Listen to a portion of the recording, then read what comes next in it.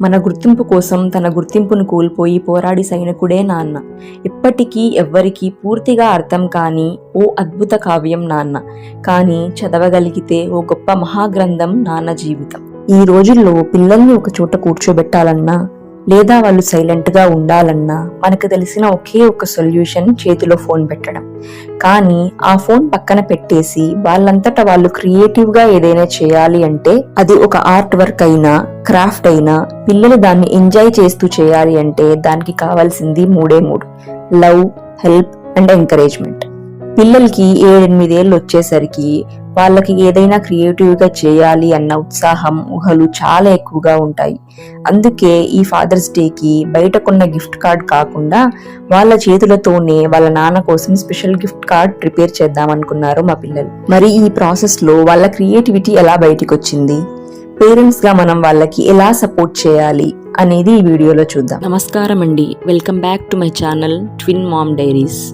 మొదటగా క్రియేటివిటీ అనేది ఎప్పుడు ఇష్టంతోనే మొదలవ్వాలండి. ఏదైనా క్రియేటివ్గా ట్రై చేయాలి అంటే ముందు వాళ్లకు ఆ పని చేయాలి అన్న ఇంట్రెస్ట్ కలగాలి. నువ్వు ఇది చేయి అని మనం టాస్క్ లాగా ఇస్తే వాళ్ళు పెద్దగా ఎంజాయ్ చేయలేరు. వాళ్ళ ఐడియాస్కి మనం ప్రాణం పోయాలి. నాన్న కోసం ఏం చేద్దాం, ఏ కలర్ పేపర్ వాడదాం అని వాళ్ళనే అడగాలి. అప్పుడు వాళ్ళ మైండ్లో చాలా ఆలోచనలు వస్తాయి. ఈ కార్డ్ కోసం ఏ కలర్స్ వాడాలి, ఎలాంటి డిజైన్ వేయాలి అని వాళ్ళు ఇష్టంగా సెలెక్ట్ చేసుకుంటారు. ఆ ఇష్టం ఉన్నప్పుడే వాళ్ళు ఏదైనా శ్రద్ధగా ట్రై చేయగలరు. అదే క్రియేటివిటీకి first step. Next and very important point, helping. పిల్లలకి ఎంత ఇంట్రెస్ట్ ఉన్నా వాళ్ళ ఏజ్కి తగిన మోటార్ స్కిల్స్ పూర్తిగా డెవలప్ అయ్యి ఉండవు. వాళ్ళ మైండ్లో ఉన్న డిజైన్ని పేపర్ మీద పెట్టడానికి వాళ్ళకి ఒకరి హెల్ప్ ఖచ్చితంగా కావాలి. ఒక థిక్ చార్ట్ని కట్ చేయడమో లేదా గ్లూ కరెక్ట్గా అంటించడమో వాళ్ళకి కష్టంగా అనిపించవచ్చు.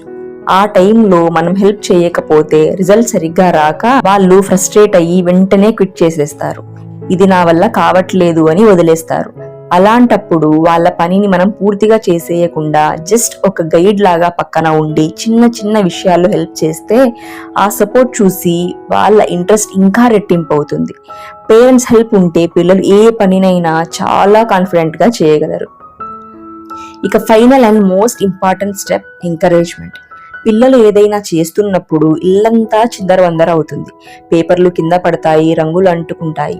అప్పుడప్పుడు చాలా మంది పేరెంట్స్ కి చిరాకొచ్చి, వెళ్ళి ఆడుకోపో, ఇల్లంతా చెత్త చేశావు, ఇవన్నీ అవసరమా, నాకు అంత ఓపిక లేదు అని అరుస్తుంటారు. కానీ అలాంటి మాటల వల్ల వాళ్ళు బాగా డిస్కరేజ్ అవుతారు. మళ్ళీ ఇంకెప్పుడు వాళ్ళకి సొంతంగా ఏదైనా చేయాలి అన్న థాట్ రాదు. పర్ఫెక్షన్ పక్కన పెట్టి వాళ్ళు పెడుతున్న ఆ చిన్న ఎఫర్ట్ ని, వాళ్ళ ఆలోచనని మనం ఎంకరేజ్ చేస్తే చాలు. వాళ్ళ టాలెంట్ ని ఎంకరేజ్ చేసే కొద్దీ వాళ్ళు ఇంకా క్రియేటివ్ గా థింక్ చేసి అద్భుతాలు సృష్టిస్తారు.